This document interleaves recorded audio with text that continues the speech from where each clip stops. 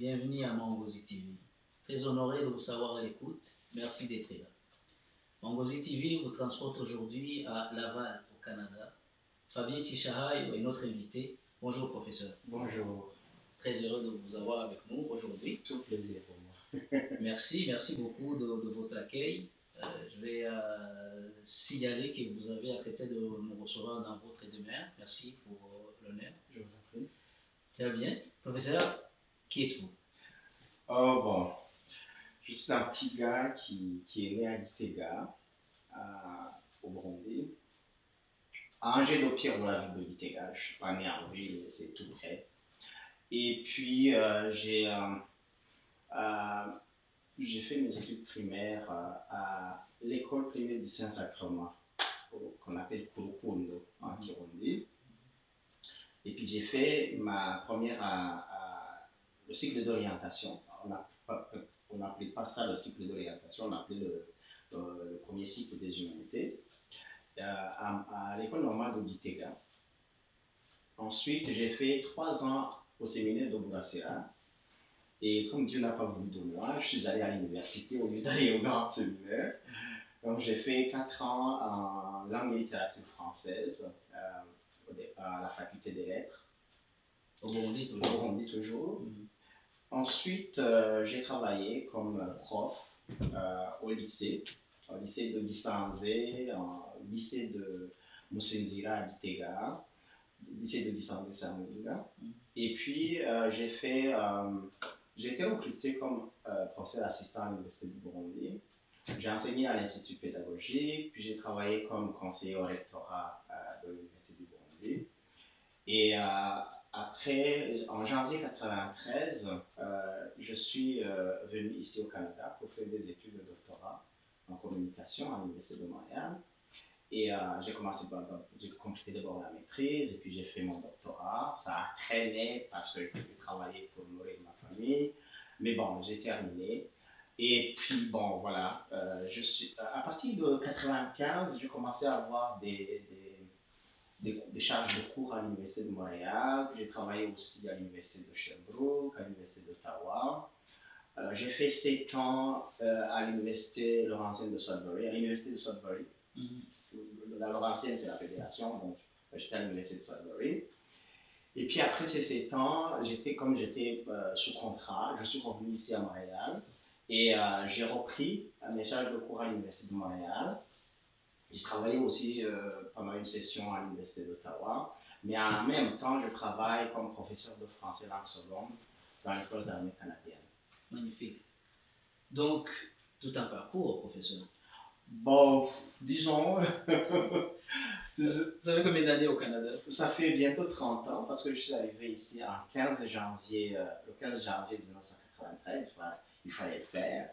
Je me suis demandé, mais qu'est-ce que je suis venu faire dans cette galère? Il faisait tellement froid. Oh, il fait froid. J'avais l'impression que tous les arbres sont morts. C'était vraiment la désolation. Mais j'ai survécu. Oui, mais vous avez survécu 30 fois comme ça. Hein? 30 hivers. Ouais, 13. Ouais. Mais professeur, dites-moi, on va commencer par le commencement. Oui. Ça ressemble à quoi votre enfance à Gitega? Mon enfance à Gitega, difficile. Parce que ce que je retiens de mon enfance, c'est 1972. Parce que nous, mon école primaire était juste à côté de la prison de Gitega. Et donc, ça a surdéterminé ma vie parce que j'ai vu des choses, j'ai entendu, senti des odeurs, ça m'est resté, c'est quelque chose dont je ne parvenais pas à me débarrasser. Donc, comme notre école primaire était tout près de la prison, on a vu régulièrement des gens venir prendre nos enseignants, les emporter, et puis ces gens ne sont jamais revenus. Ils s'appelaient Antoine, ils s'appelaient Gaston, ils s'appelaient Évariste, et puis tout près de chez nous, il y a des gens qui ont disparu comme ça. Et c'est comme si on m'avait volé mon enfance. Parce que cet événement-là m'a projeté dans l'âge adulte, en fait.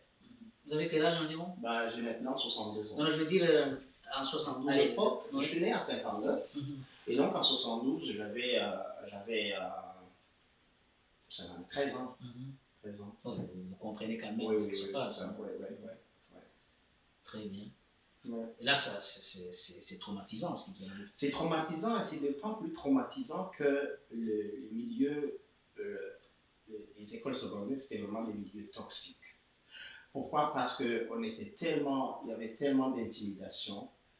Il y a des gens qui ont carrément abandonné et qui n'ont jamais poursuivi leurs études.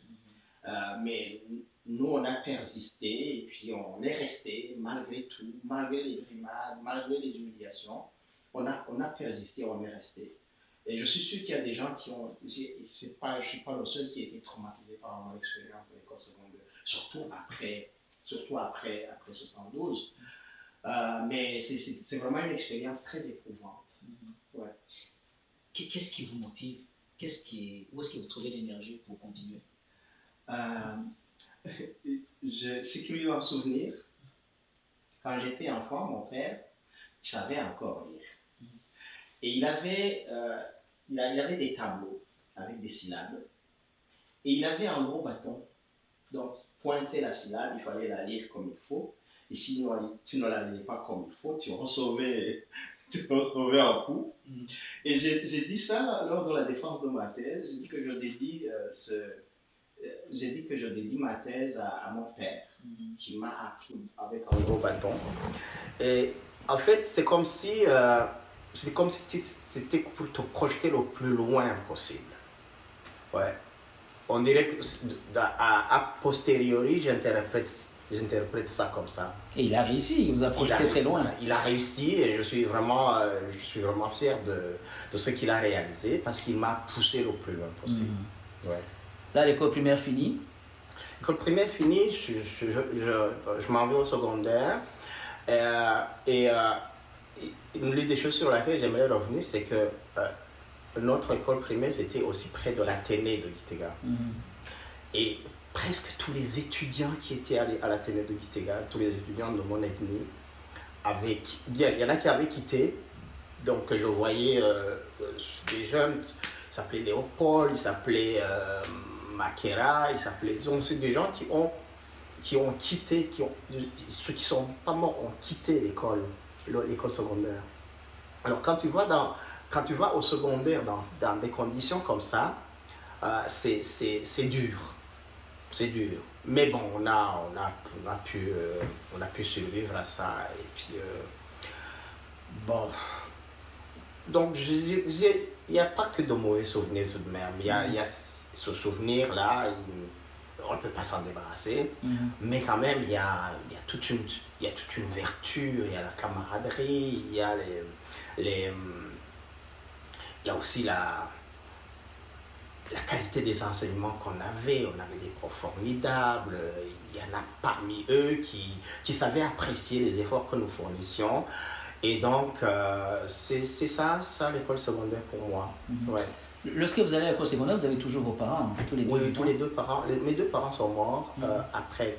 Mon père est mort en 93 et ma mère est morte quelques temps après. Ok, ouais. Mes condoléances. Mes parents étaient toujours là. Oui, là, je ne sais pas si vous avez fait ce système-là, il y avait les 4 premières années du secondaire, oui, on appelait le tronc commun. Le tronc commun, oui. Oui, c'est ça, vous faites ça? Oui, je suis à Gitega. À Gitega.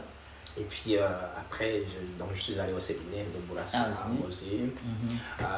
Ce que je retiens du séminaire de Bourassira, c'est un moment où j'ai été intellectuellement nourri. Et alors, d'une façon vraiment inimaginable. J'adorais le français, j'adorais l'histoire, j'adorais tout, sauf les sciences. J'adorais les sciences aussi, mais je n'étais pas vraiment doué en sciences. Mais je réussissais sans problème. Mais il reste que j'étais vraiment beaucoup plus fait pour les lettres. C'est la raison pour laquelle j'ai fait la faculté des lettres à l'université de Bruxelles. Mais là, vous ne continuez pas au grand séminaire. Il y a quelque chose qui se passe? Il y a quelque chose qui se passe. Justement, j'ai réalisé que je ne serais pas... que je serais en train de me mentir à moi-même en allant au grand séminaire. Je n'avais pas le goût, je n'avais pas envie de mentir, je voulais être authentique. Et à ce moment, il fallait du courage, parce que dire aux gens qui vous ont éduqué pendant 3 ans, en espérant que vous irez au grand séminaire, leur dire non, j'ai plus envie d'y aller. Il fallait du courage. Je connais des gens qui n'ont pas eu ce courage et qui sont allés jusqu'à la prêtrise alors qu'ils n'avaient vraiment pas envie de faire ça. Okay. Mais il fallait vraiment... Il y a aussi la pression sociale. Quand à la paroisse, on sait que tu t'es engagé pour la prêtrise et qu'à un certain moment, les gens apprennent que tu as claqué la porte, c'est pas facile. Donc j'ai pris la décision de ne pas aller au grand séminaire. Et puis je suis allé à l'université du Burundi. Et là, vous ne décevez pas les parents? Oui, surtout maman. Maman était déçue parce que maman était très pieuse. Et donc, j'ai annoncé que je n'irais pas au grand séminaire. Il y a eu des grincements dedans, mais bon, enfin, je devais d'abord décider pour moi. Ouais, je voulais être dans la vérité. Et finalement, la collectivité vous reconnaît l'authenticité et le franc-parler, donc ça date pas d'hier. Hein? Non, ça date pas d'hier. J'ai toujours été comme ça. Je voulais être vrai. Ouais. Je pense que c'est André Gide qui parlait de rendre en son pur. Rendre en son pur. Je voulais pas mentir. Là, vous n'allez pas au grand séminaire, vous allez à l'université du Burundi. Oui. Vous y passez vos années, ça se passe comment? 4 ans, ça se passe bien parce que j'étais comme un poisson dans l'eau, j'étais à la fac des lettres, je lisais beaucoup, je m'ouvrais sur le monde, puis il y avait, il faut dire qu'à l'époque on avait vraiment de très bonnes conditions de travail. On avait une bourse régulièrement, on était bien logés, on était bien nourris, on avait une bibliothèque, il y avait plein de livres. Non, on était vraiment... Et puis il y a le centre culturel français, il y a le centre culturel américain, on avait vraiment tout pour briller, pour exceller. Et sur le plan personnel, le professeur, ça se passe bien parce qu'il y a eu 72 qui est passé par là. Sur le plan personnel, je dirais, c'était tout le temps, il y avait tout le temps une crise au mois de juin. Je ne sais pas pourquoi, il y a des gens qui s'arrangeaient pour créer une atmosphère empoisonnée. Et puis, il y a beaucoup de gens qui fuyaient au pays autour de cette période. Curieusement, ça correspondait à la période de la première session. Je pense qu'on créait une sorte de climat pour que les gens fuient les études. Mais nous, on est restés. Et je me rappelle aussi, on formait une sorte de trio, les 3 mousquetaires. J'avais 2 amis, Apollinaire Barang-Henyereye et puis Kadimbi Laurent. Barang-Henyereye n'est plus, il est décédé, je pense que c'est l'année passée. Et puis Kadimbi Laurent est toujours là. On lui dit bonjour. Et bonjour Laurent.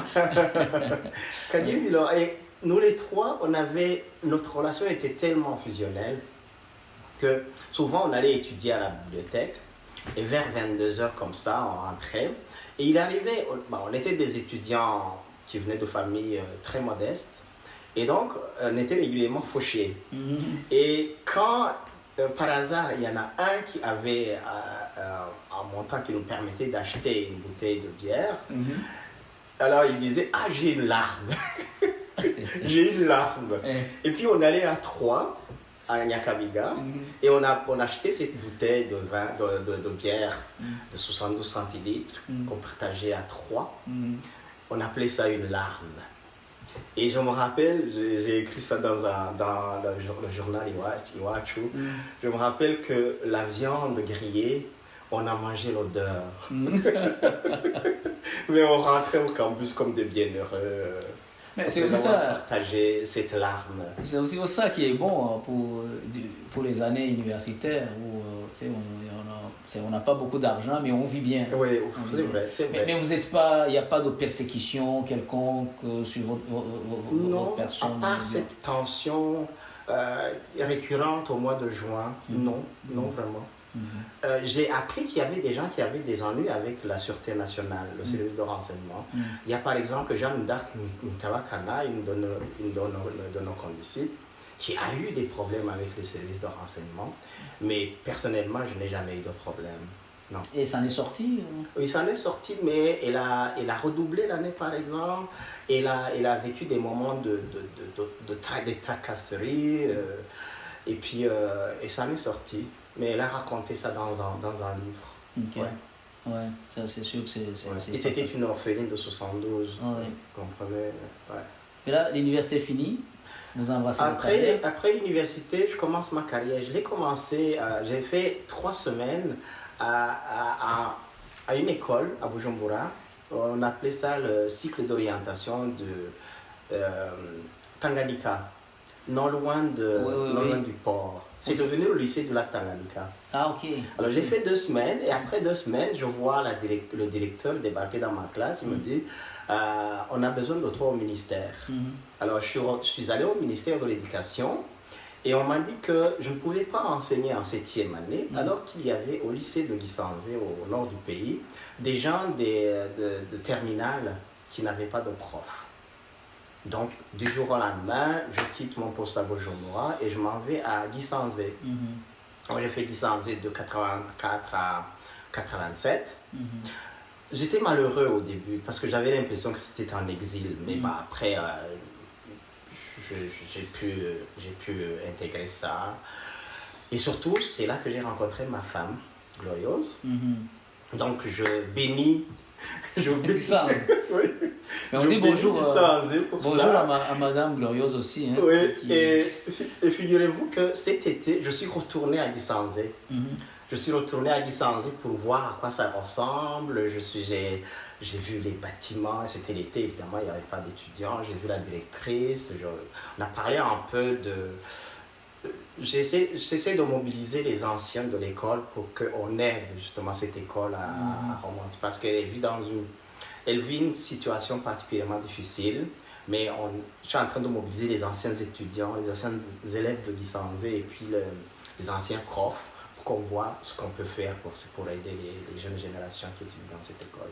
Mais on pourrait aussi profiter, je crois, professeur, de ce moment qui nous est accordé pour passer le même message pour pratiquement toutes les écoles au Burundi. Oui, les anciens élèves et professeurs pourraient voir dans quelle mesure faire quelque chose parce que je pense que c'est une situation qui s'applique à beaucoup d'écoles, si pas toutes.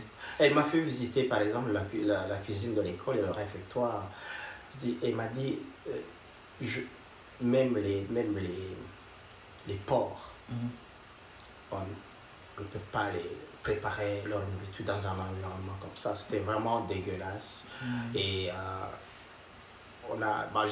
j'essaie de mobiliser justement pour qu'on fasse quelque chose pour les jeunes qui étudient dans ces conditions-là. Parce que je dois avouer, c'est comme si on a une responsabilité. Nous avons étudié dans des conditions très, très, très acceptables. Et les jeunes d'aujourd'hui étudient dans des conditions vraiment déplorables. Si nous pouvons faire quelque chose pour payer au suivant, c'est comme une sorte d'impôt en fait que je paye parce que mon pays m'a permis d'atteindre ce niveau d'éducation. Et je me sens une responsabilité envers le pays, envers le peuple. Ouais. C'est un acte louable, professeur, félicitations et bon courage. Donc, entre-temps, vous fondez une famille donc. Oui, j'ai fondé une famille en 87. Je suis retourné à Gitega pour fonder ma famille. Et donc, je me suis marié à Gitega en 87. Et j'ai eu mon premier enfant à Gitega, mon deuxième enfant. Et puis, je suis allé à l'université en 89. À Bujumbura donc. À Bujumbura. Et la famille m'a rejoint après. Vous habitez où à Bujumbura? J'habitais à Bouiza. Ouais. Dis bonjour aux gens de Bouiza. Bonjour les gens de Bouiza. J'ai habité à la 4e avenue, numéro 63. Magnifique. Donc vous avez déjà quoi? Vous êtes rendu à 2 enfants quand vous êtes à 2 enfants. 2 oui. enfants. Oui. Vous enseignez à l'université du Burundi. J'enseigne à l'université du Burundi, à l'Institut pédagogique. Je deviens vice-doyen de l'Institut pédagogique. Puis quelques temps après, je suis sollicité par le recteur pour être conseiller au rectorat.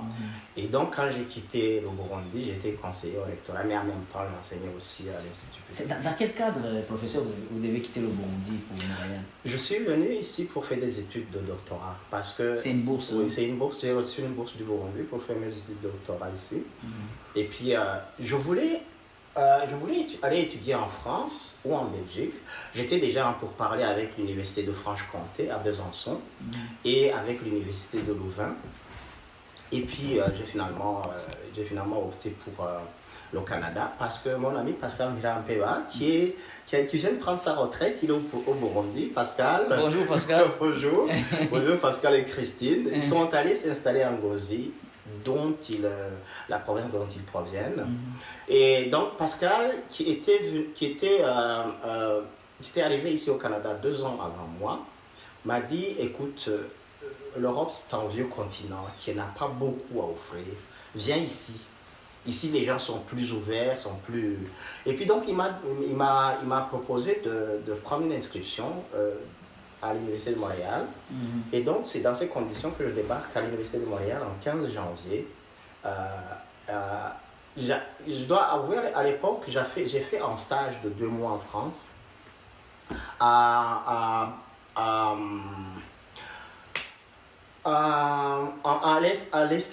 l'ouest d'abord, en Franche-Comté, non, à Charente-Maritime, à la ville de... c'est pas la ville déjà... le nom de la ville m'échappe, mais c'est dans le Poitou-Charentes. C'était à une ville célèbre. Bon, écoute, ça, quand ça me reviendra, je vois. Mais, et puis après, donc j'ai fait 1 mois à l'ouest, côte atlantique, et j'ai fait 1 mois à l'est, c'est-à-dire à Besançon, de la région qu'on appelle la Franche-Comté. Et donc à l'Université de Franche-Comté, j'avais pris contact pour pouvoir aller étudier là-bas.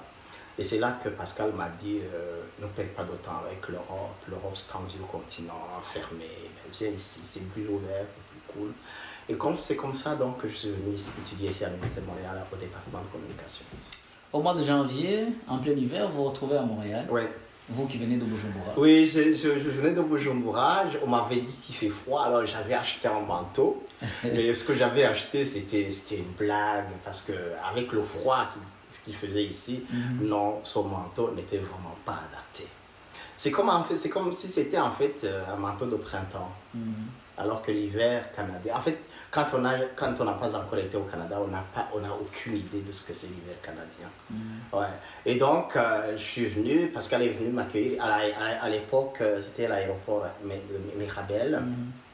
Donc, Pascal est venu m'accueillir à Mirabel. Alors, j'ai débarqué ici. C'était une expérience vraiment inédite. Je n'avais jamais connu l'hiver. Et non seulement je n'avais jamais connu l'hiver, mais je n'avais jamais connu l'hiver canadien. Alors, s'habituer à cette saison, c'est pas évident. C'est pas évident. J'avais oublié le soleil. Donc, j'avais oublié de prendre le soleil africain dans mes bagages. Et j'ai payé cette étourderie. Ouais. Ça se passe comment? Parce que le début devait être difficile, professeur. Le début est difficile, d'autant plus difficile qu'on m'a dit qu'il fallait, étant donné que je n'avais pas fait mon premier cycle en communication, il fallait que je prenne des cours de propédeutique. Des cours comme introduction à la communication organisationnelle, politique de communication. Je me rappelle comme c'était hier. Le premier cours que j'ai pris, c'était un cours intitulé politique de communication. Et le professeur, monsieur Richard Desjardins, Richard Paradis, je lui ai rappelé ça il y a 1 an, que c'est le premier prof que j'ai eu à l'Université de Montréal. Il y a 30 ans? Oui, presque. Il y a presque 30 ans. Et donc, cette personne-là est en politique de communication, mais vraiment orientée vers la réglementation des médias au Canada, des médias et des télécommunications au Canada, réglementation des médias et des télécommunications au Québec. Et donc, quand on me parlait des institutions comme le CRTC, le Conseil des arts du Canada, tout ça, quelqu'un qui vient de débarquer ici, qui ne connaît pas vraiment le Canada, c'était dur. Mais rapidement, j'ai pris... j'ai lu beaucoup, et puis je me suis adapté à la classe, et puis... après, je n'avais plus de problème. Okay. Puis j'ai fait ma maîtrise, puis après j'ai commencé le doctorat. Et ça se passe comment à l'université? Ça se passe bien? Ça se passe bien, les gens sont froids. Je veux dire, par exemple, Un exemple banal. Chez nous, en Afrique, au Burundi, par exemple, quand on rencontre quelqu'un, on lui dit bonjour. On n'a pas d'intention de poursuivre l'interaction, mais au moins c'est un minimum. Juste pour dire, je ne passe pas à côté d'une roche ou je passe à côté d'un humain. Donc je dis bonjour. Je dis bonjour, bonjour. Et puis à un certain moment, je me rends compte que si moi je ne dis pas bonjour aux gens, les autres ne font jamais le premier pas. Alors j'ai appris à faire comme tout le monde. Je n'ai plus dit bonjour. Comprenez-vous? Là, vous intégrez au fond. Exactement, exactement. Vous allez faire comme tout le monde, vous intégrez. Ouais, c'est ça. Les gens ont besoin que l'on foute la paix, eh bien je veux leur foutre la paix. Je ne dirai plus non. C'est ça.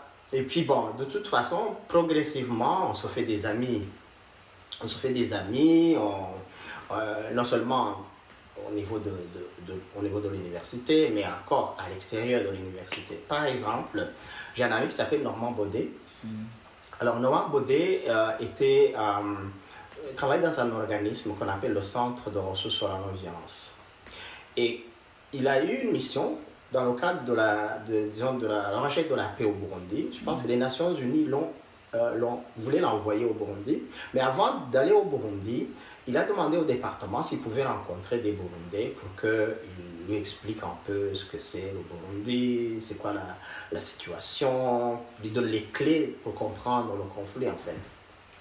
Et donc, je l'ai rencontré, on s'est parlé, on s'est présenté d'abord, on s'est parlé, il m'a posé des questions sur le pays, sur la dynamique qui enclenche le conflit. Puis moi, je lui ai expliqué vraiment en toute authenticité, en toute honnêteté, comment moi je voyais la situation. Il m'a trouvé authentique, tout ce que je disais tout à l'heure, il m'a vraiment trouvé authentique, au point qu'il est encore mon ami à l'heure où je vous parle. Donc, à peu près 30 ans après, on est resté vraiment très, très proches. Il habite à Blainville. D'accord. Mais professeur, dites-moi, entre-temps, vous arrivez ici, il y a la guerre qui commence au Burundi, on assassine le président Dadaye. Oui. Ça change rien sur votre situation d'étudiant? Si, ça change, parce qu'à un certain moment, ils ont coupé les vivres, donc on a dû se débrouiller. Moi, j'ai dû travailler à l'université, j'ai travaillé... Vous êtes en maîtrise, là? Oui, je suis en maîtrise. C'est légèrement après la maîtrise qu'ils nous ont coupé les vivres. Mais c'est surtout le plus douloureux, ça a été ce qui s'est passé dans ma famille. Parce que les militaires sont passés par là, ils ont canardé les gens. J'ai perdu mon père, j'ai perdu un frère, j'ai perdu d'autres membres de la famille. Quelque temps après, ma mère a fait un cancer du foie. Elle est décédée. Et donc, j'ai dû gérer ça en même temps que je poursuivais des études. C'est pas évident, c'est pas évident. Ma femme aussi a perdu 3 frères. Est-ce que vous arrivez en même temps avec votre femme? Non, ma femme est venue, moi je suis arrivé en janvier 93, et ma femme est arrivée au mois d'août avec les enfants. Les deux, oui. Okay. Parce que, figurez-vous que 13 ans après la naissance de ma deuxième fille, de ma première fille, il y en a une autre qui est arrivée, celle que tu as saluée à l'entrée. Donc, elle est née 13 ans après. Pour l'anecdote, on était allé aux États-Unis parce que mon frère, j'ai un petit frère qui est aux États-Unis, dans la ville de Buffalo, dans l'État de New York. Et ils habitent près des chutes du Niagara. Alors, un jour, c'était en juin, autour du mois d'août 2001. Nous sommes allés voir mon frère et sa famille, puis nous sommes allés au chute du Niagara. Et ma fille, Génia, avait 12 ans à l'époque. Elle a pris enceinte et l'a jetée dans les chutes. Et puis quand sa mère lui a demandé, mais qu'est-ce que tu viens de faire là? Alors, je viens de jeter le sein dans l'eau et de faire un vœu. Mais quel est donc le vœu que tu as fait? Elle a dit, j'aimerais avoir une petite sœur. Tout en vœu. Tout en vœu. Et bon, c'est arrivé. Au mois de septembre, ma femme m'a dit, je suis enceinte. Elle m'a dit, Pardon, je suis enceinte. Et puis, au mois de juin 2002, Kéliane est née. Elle fait 13 ans après la naissance de sa grande sœur. Sa grande sœur est née le 18 juin 89 et elle est née le 8 juin 2002. Oh. Ouais. Et donc c'est à ce moment qu'on a déménagé, on a quitté Montréal dans le quartier Onsic, de l'autre côté de la rivière, et puis on s'est installé ici. Donc, dans la même maison? Oui. Oh, Donc wow. on est ici depuis 2002. Donc 20 ans. 20 ans, ouais. Ouais. Wow, c'est tout un parcours, professeur, encore une fois, et c'est vrai qu'il y a eu des moments difficiles, mais des moments de joie. Oui, il y a eu des moments de joie, oui. La vie n'est pas que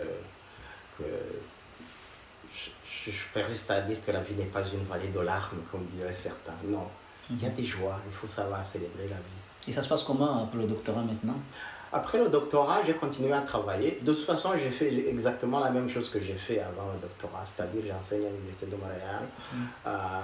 Ensuite, j'ai aussi commencé à travailler, je pense que j'ai commencé à travailler au ministère de la Défense en 2000, quelque part en 2013. 2013, j'enseigne le français aux candidats officiers, aux officiers des forces armées canadiennes, parce que dans les forces canadiennes, il y a des grades qu'on ne peut pas atteindre si on n'est pas bilingue, c'est-à-dire français-anglais. Et donc, on se retrouve dans des classes à Saint-Jean-sur-Richelieu, avec des gens qui viennent d'un peu partout au Canada, des anglophones, et qui viennent apprendre le français. Et ce que je leur dis, parce que souvent, ils ont une attitude assez particulière envers la langue française. Vous savez, c'est une langue minoritaire, mais c'est une langue officielle. Donc, il y en a qui sont fâchés parce qu'ils doivent apprendre cette langue pour pouvoir avancer dans leur carrière et qui ont donc une attitude qui sont réticents ou qui sont carrément grognons.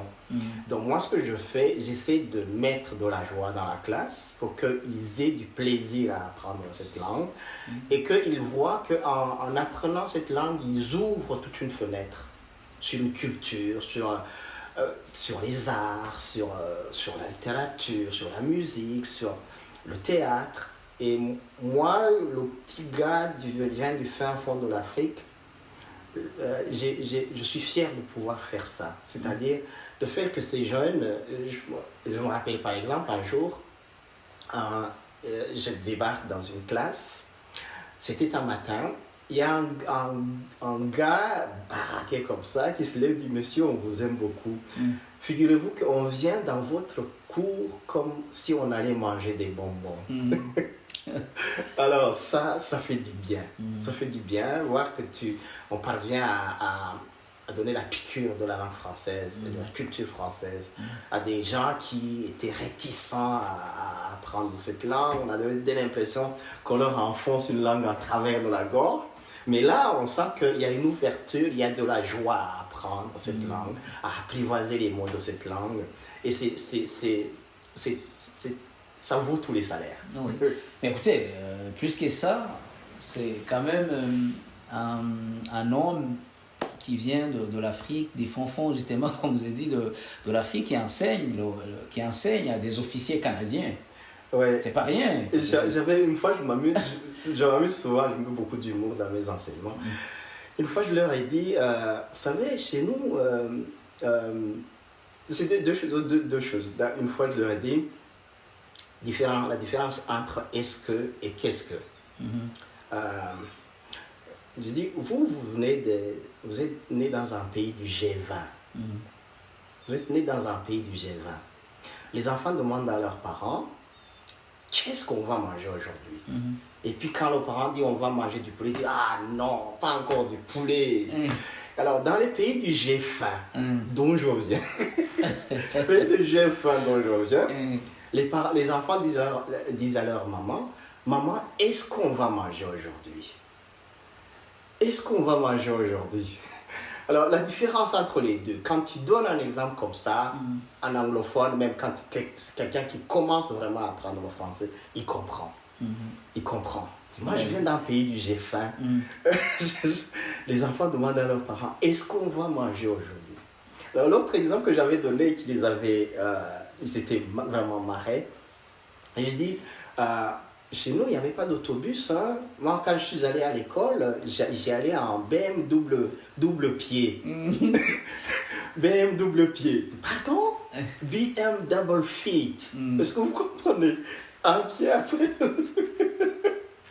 C'est comme ça que je suis allé à l'école. Et c'est comme ça que vous êtes arrivé à enseigner. Alors là, donc ils apprécient beaucoup ce genre d'exemple. Ouais. Et là, ils m'ont dit, quand nous on va à un endroit à pied, vous voyez les bottes noires, on dit, les militaires disent, on est allé en Cadillac noir. C'était un exemple comme ça. Et puis, l'autre exemple qui m'avait tué, c'est que je leur avais donné, ils s'étaient marrés, et puis ils m'avaient donné quelque chose en anglais qui correspond à ça. C'était, je leur disais, je parlais de Sivazou et Marie-Louise. Elle a écrit une pièce de théâtre où elle parle d'un homme volage. Et puis elle dit, vous savez, celui-là, il est comme les abeilles, hein? Il butine. Tantôt c'est la marguerite, tantôt c'est la dahlia, tantôt c'est la rose, tantôt vous voyez un peu les noms de fleurs qui correspondent en même temps au nom de jeunes filles. Alors lui il est comme ça, il butine, tantôt c'est marguerite, tantôt c'est la dahlia, tantôt c'est la rose, tantôt c'est la hyacinthe, comme ça. Et puis ils avaient tellement adoré. Et puis il y en a un qui m'a dit, vous savez le type de fleurs que les hommes aiment. Je dis non, tulips. Tulips. Ok. Est-ce que vous... Non, je ne comprends pas moi-même. Les tulipes, mais en anglais, tulips. Ah, ok. Tulips. Tulips. Alors, c'est comme ça que ça se passe dans nos classes. Non, mais alors là, tu sens que tu crées un environnement où les gens sont heureux de venir. Ils rêvent de venir apprendre. Alors, plutôt que de se casser les dents avec les règles de la grammaire française, comme j'ai l'habitude de le dire, les gens, ils absorbent ça comme ça. Et puis, j'ai mis des épices africaines, évidemment. Et puis, c'est une bonne chose, professeur. En fait, j'ai déjà assisté à beaucoup de vos conférences. Par exemple, vous allez faire la même chose dans vos conférences et on apprécie beaucoup.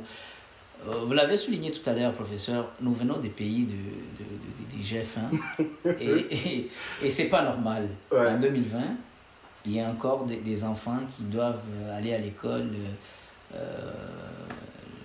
la fin de novembre et même des enfants qui doivent abandonner l'école parce que les parents ne sont pas capables de les amener à l'école. Ouais, c'est entre autres pour ça que nous faisons ce genre de programme, justement pour...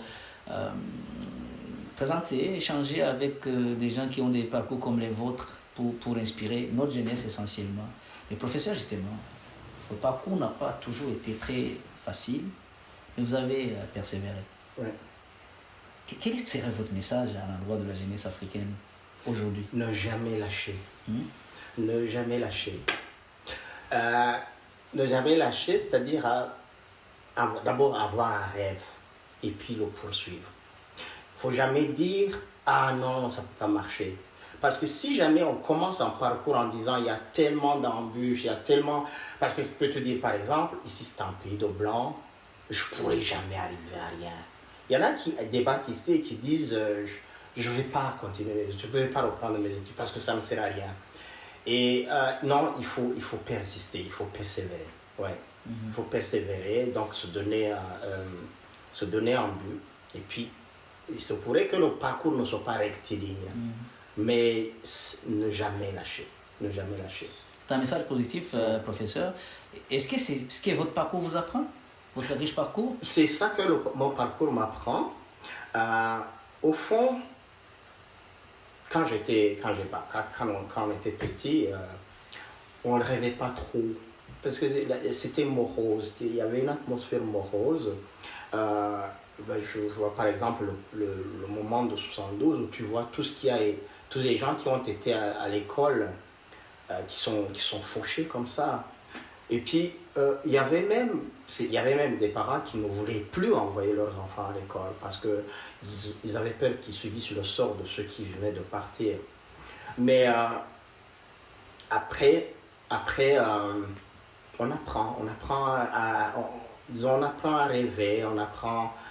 Parce que le plus dramatique dans ce qui est arrivé en 72, je reviens peut-être là-dessus tout le temps, mais le plus dramatique, c'est que on regardait, on n'avait plus de modèle. Il n'y avait plus de modèle. Le fils de tel par exemple, un voisin proche était directeur de la régie des eaux à Gitega. Bah, quand on le regardait, on disait « Ah, j'aimerais être comme celui-là. Mais quand on l'a fauché, c'est comme si, en fait, on bouchait notre horizon. Tu comprends? C'est comme si on bouchait notre horizon. Les rares qui ont survécu, c'était des enseignants de l'école primaire. Mais là aussi, ils n'étaient pas très nombreux. Ils n'étaient pas très nombreux à avoir survécu. Mais donc, ce moment a été un moment difficile parce que la motivation il était difficile d'être motivé. Mais après, évidemment, au fur et à mesure que j'ai avancé en scolarité, j'ai commencé à ouvrir les horizons. Ouais, j'ai commencé à ouvrir les horizons et puis Et ça veut donc dire, professeur, ça veut dire qu'il faut, comme vous l'avez souligné, jamais lâcher parce que le moment était difficile. Le moment était vraiment difficile. Si vous aviez lâché, on ne serait peut-être pas en train de discuter aujourd'hui. Exactement. Oui, le moment était vraiment difficile et il a fallu des ressources insoupçonnées même. Il y a des ressources insoupçonnées pour pouvoir persister, rester et puis se projeter. Ouais. Ouais. Non, c'est le message est clair. Professeur, vous avez un riche parcours, que ce soit sur le plan académique et professionnel. Envisagez-vous mettre vos talents au profit de l'Afrique bientôt?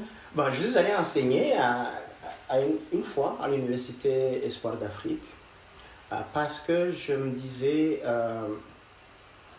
j'admirais beaucoup Monseigneur Buchonyoli. Et je disais que si jamais j'en ai l'occasion, je vais vraiment contribuer à ce qu'il a construit. Parce que, rappelez-vous, quand Monseigneur Buchonyoli est allé, c'est d'abord une école primaire, une école secondaire et puis l'université, c'était pour les exilés. Les Burundais exilés au Kenya. Et après, cette université a été rapatriée, si je peux dire. Donc, il a installé à Bujumbura, en Ngagara. Moi, j'avais toujours rêvé de contribuer. Pour une autre raison, nous avons été élevés dans un système où ce qui était normal était catholique. Vous savez, dans l'expression, quand on dit c'est pas très catholique, vous voyez un peu l'imaginaire qui nous a été enfoncé dans la tête.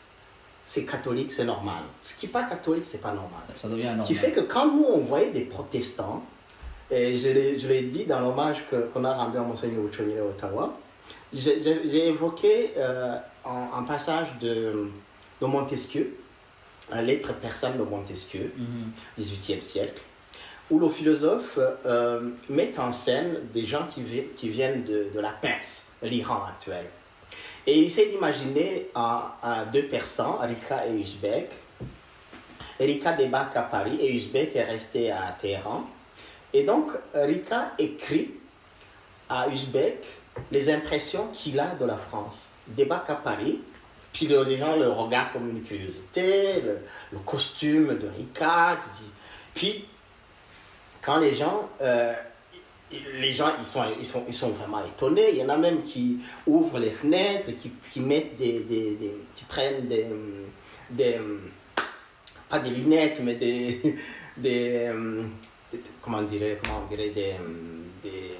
jumelles pour le regarder. Et puis, à un certain moment, Rika décide d'abandonner son costume persan et de s'habiller à l'européenne. Et puis, il tombe dans l'anonymat le plus total.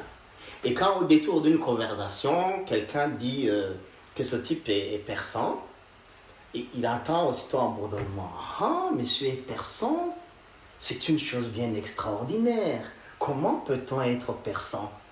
Et alors, lors de l'hommage qu'on rendait à Ottawa à Monseigneur Buchonyoli, j'ai dit que je demandais pardon au man de Monseigneur Buchonyoli, parce que quand on était petit, il y avait des jeunes qui habitaient à Mobutu, non loin de chez nous, et qui allaient étudier à l'école primaire de Kwibuka. Ils passaient près de chez nous. Et on leur lançait des pierres en disant, mais comment est-ce qu'on peut être protestant? Hein? Comment est-ce qu'on peut être protestant? Et donc, dans notre histoire, il y a eu toujours cette mise à l'écart des gens qui n'étaient pas catholiques. Malgré toute la contribution qu'ils ont pu faire, par exemple, dans la lutte pour l'indépendance, on dirait que cet aspect, cette contribution à la lutte a été gommée. C'est précisément ce que dit, par exemple, Boniface Kiraranganya, où il dit que, par exemple, pour échapper à la surveillance des colons, ils allaient faire imprimer des tracts du parti indépendant, de lui prenant le parti indépendant chez les protestants à Muyebe. Comprenez? Et cet aspect n'a jamais été souligné dans l'histoire du Burundi. Alors j'ai dit que je demandais pardon au man de Monseigneur Uchonyori, parce que notre pays a gommé ou minimisé l'apport des protestants à la vie nationale. Et donc, quand j'ai dit que j'allais enseigner à l'université Hope, c'est pour payer ma dette à Monseigneur Uchonyori et me faire pardonner le fait que j'ai lancé des pierres à Rebecca et à Zachary, c'était les deux qui allaient à l'école primaire de Kwibuka. Donc c'était pour me faire pardonner cette faute. Ouais. Mais professeur, ce que vous évoquez est beaucoup plus fort, hein, à mon avis, parce que l'Afrique, c'est aussi trop de divisions. Ouais. Et ça nous nuit. Des divisions ridicules. Parce qu'avant d'être protestant ou catholique, on est burundais. Et ces gens-là se sont battus autant que les autres pour l'indépendance du pays, pour la démocratisation des institutions et de la vie politique au Burundi. On le sent par exemple dans l'œuvre de Monseigneur Uchonyori, à qui on a quand même rendu hommage, par exemple en nommant un boulevard à son nom. Oui. Boulevard, il a formé beaucoup de jeunes ouais. burundais réfugiés au Kenya. Voilà. Moi j'ai visité son institution à Nairobi. J'ai admiré à l'époque, ça devait être dans les années 2000. Donc, je veux dire, si on parle du développement de l'Afrique, ça passe pas aussi par l'arrêtement de ces divisions, parce qu'on en a beaucoup. Absolument. Professeur, on va vous remercier beaucoup pour le temps que vous nous avez consacré. C'est moi qui vous remercie. Oui, merci à vous tous qui nous avez suivis à Mangozi TV.